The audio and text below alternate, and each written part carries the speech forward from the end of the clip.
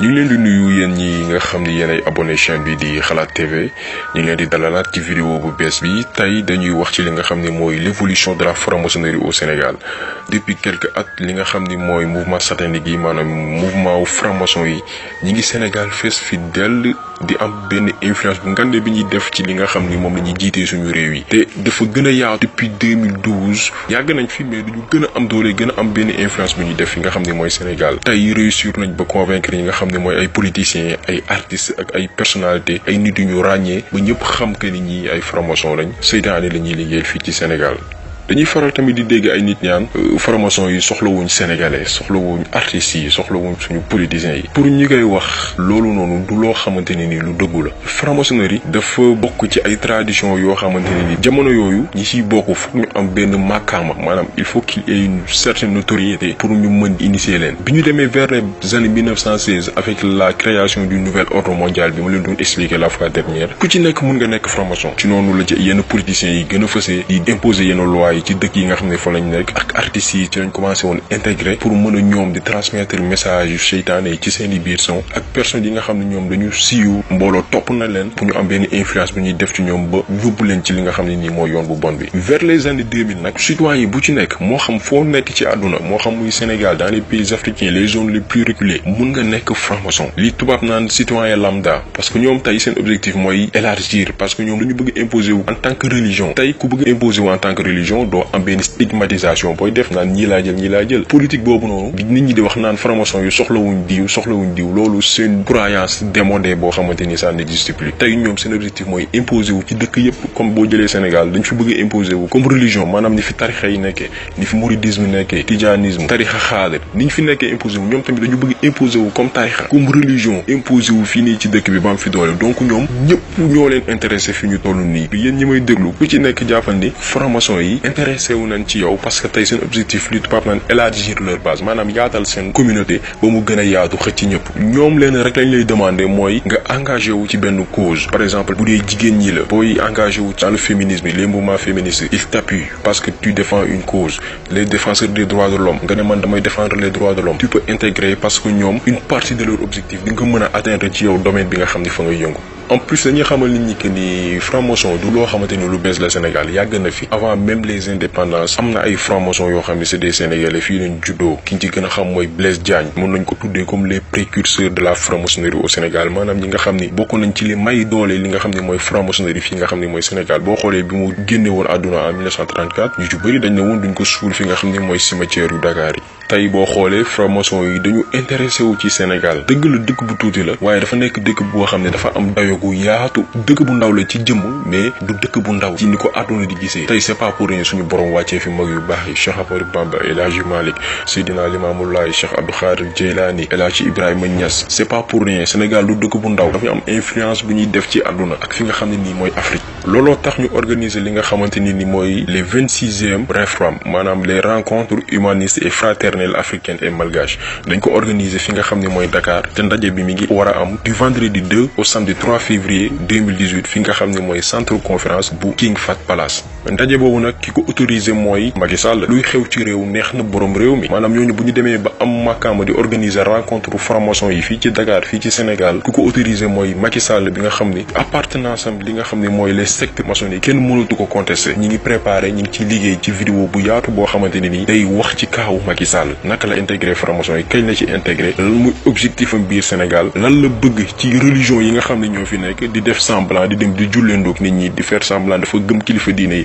gëmu leen faale wu leen respecté wu leen il travaille pour les francs-maçons dina am vidéo bu yaatu boo xamante ni dinañ ko consacrer uniquement Macky Sall kañ la dugg dans la franc-maçonnerie lan mooy ay objectif am fii ci Sénégal nan lañ ko ngembee ba teg ko ci biir réew mi boobu ba léegi bi mu faloo mi ngi def lu neex li nga xam ne nii mooy les francs-maçons te mu rencontre boobu ñu organiser fii ci Dakar du vendredi 2 au samedi 3 février 2018 fële nga xam ne mooy King Fahd Palace thème bi mi ngi nekk francs-maçons et francs-maçons d'Afrique et de Madagascar quel modèle de développement économique et social pour le progrès de nos sociétés liberté éducation et gouvernance dañuy décortiquer rek ñetti termes yi maanaam ñetti terme thème bi nga xam ne moom la franc-maçon yi war a regrouper fii ci Dakar maanaam liberté éducation gouvernance ci travaux yooyu nga xam ne ñoom franc-maçon yi war a regrouper Dakar dañ ko fi war a def terme liberté li ko tënk mooy autoriser li nga xam ne mooy mariage homosexuel ak li nga xam ne mooy avortement médicalisé ak leneen li nga xam ne day interdire jigéen ñi di marié wu avant 18 ans wax naa leen que ni franc-maçon yi seen objectif mooy réduire la population mondiale wàññi ko te loolu wax naa leen yan moyens yi ñu utiliser pour def loolu mais tamit yeneen moyens dafa bokk ci famille bañ a teel a am jëkkër bañ a teel a am doom léegi avortement médical yooyu yëpp boo xoolee liberté bi loolu lay undu boo xoolee bi ñu programmé rencontre boobu ci la homosexuel yi fii ci Sénégal lancé benn pétition ki ko lancé mooy Jean Karim Diouf c'est un homosexuel góor jigéen la boo xamante ni nii moom moo lancé pétition boobu noonu pour ñu légaliser mariage homosexuel boo xoolee dafa coïncider ak rencontre boobu noonu dañu bàyyi ba rencontre bi ñu lancé ko parce que c'est le même secte c'est le même mouvement ñoo bokk même xeex yi ñuy xeex donc liberté boobu loolu noonu lay undu te loolu lu bees la fii Sénégal ay at ci ginnaaw góor jigéen ñemewul jug naan nañu signé benn pétition pour ñu may la ñuy sëy fii Sénégal mi ngi commencé ci nguuru Macky Sall góor jigéen yi mu fitu fii ci réewum Sénégal réewu diine xam ni ay jullit ñoo fi nekk ak ay chrétiens ñu ne dañ fiy légaliser mariage homosexuel ci dëkk boo xam ne ay nit yu ngëm ñoo ko composé. beneen terme bi tamit di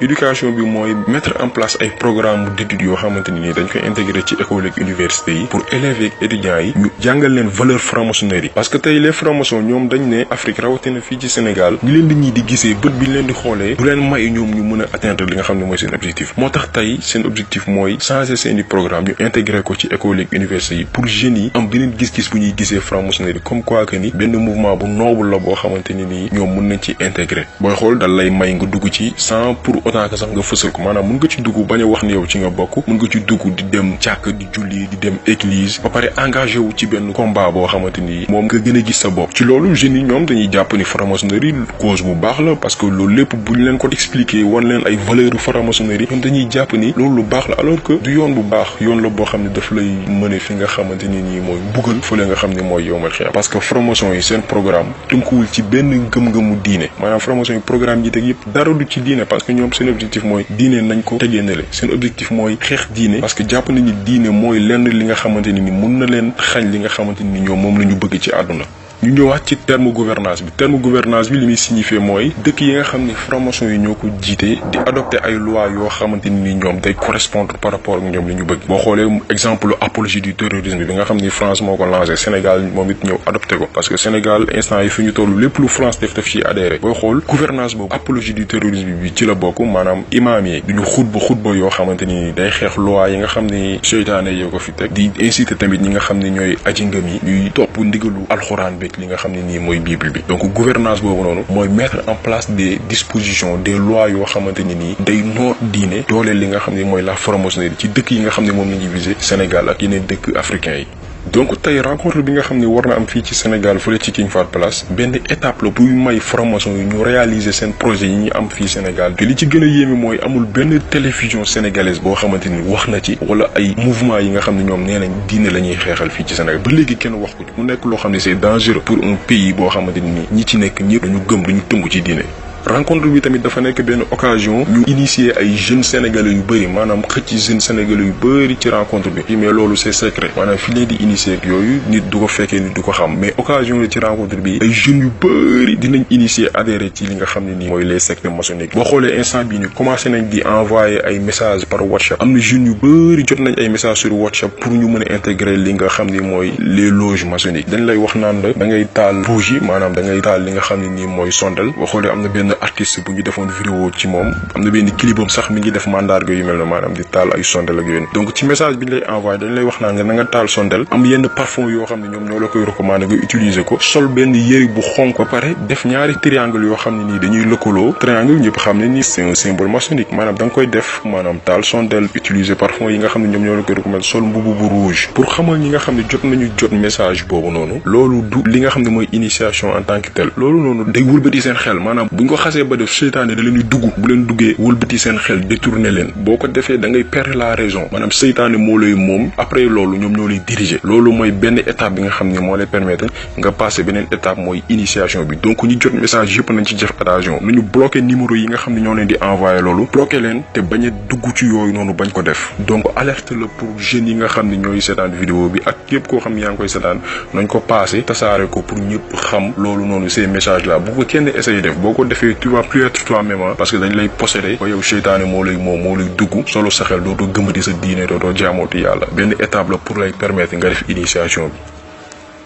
donc tey message bi nga xam ne moom la ñuy lancé jeunes yi mooy ñu gën a vigilant ñàkk wala bëgg alal bu mu tax nga caay sóoru li nga xam ne mooy seytaane mi ngi safara ba pare mission am ci kaw suuf mooy wut doomu aadama yoo xam ne nii bis buñ koy mbugal safara ñoom ñoo ko fay gunge ndax na suñuy maam Adama ak Awa ba ñu delloo leen fii ci àdduna ba tey ñun ñi nga xam ne ñooy seeni sët dañu war a xeex fii ci àdduna pour dem fi nga xamante ni nii mooy aljana kon buñ ko mayaat ndam ci suñu kaw maanaam mu noot suñu bakkan yi ba ñuy defloo wala di ñu dugal ci loo xamante ni ëllëg mbugal yomal xiyam la ñuy jural tey suñu gouvernement yi ñu jiitee franc-maçon yi dañuy liggéeyal parce que seen objectif mooy néewal doole seeni population appauvrir leen maanaam ñàkkuloo leen doole ñàkk ba ëllëg lépp lu ñëw ñu dugg si loolu lañ bëgg parce que waxoon naa leen que ni franc-maçon yi seen objectif mooy créer ay problème pour ñëw apporter des solutions tey suñu gouvernement yi nga xam ne dañu tënku ci ay loge maçonnique seen objectif mooy seeni population surtout Afrique ñu gën a ñàkk gën a néew doole ba ëllëg lépp lu ñëw yóbbaale leen tey dañuy ñàkkuloo askan wi ba ñun ñàkku ndóol du ñu am lu ñu lekk du ñu am lu ñu fajee seeni soxla ba ëllëg lépp loo xam ne day ñëw rek leen di yóbbaale dañuy jàpp ni lii mooy solution donc li ñuy wax rek mooy nit ñi dañu gën a gëm seen bopp xam que ni li nga xam ni moom lañ naan jugement dernier maanaam atte yooma xiyam am na àdduna dafa gàtt diggante bi ngay nekk xale doon mag di màggat benn